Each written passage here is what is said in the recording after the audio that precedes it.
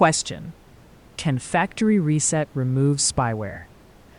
A factory reset can remove most forms of spyware from your device, but it may not be effective against sophisticated or persistent malware.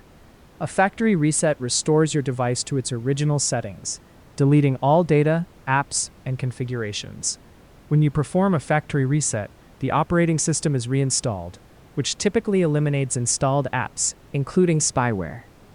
However, if the spyware is integrated into your device's firmware, or if it has been designed to survive a reset, it may persist after this process.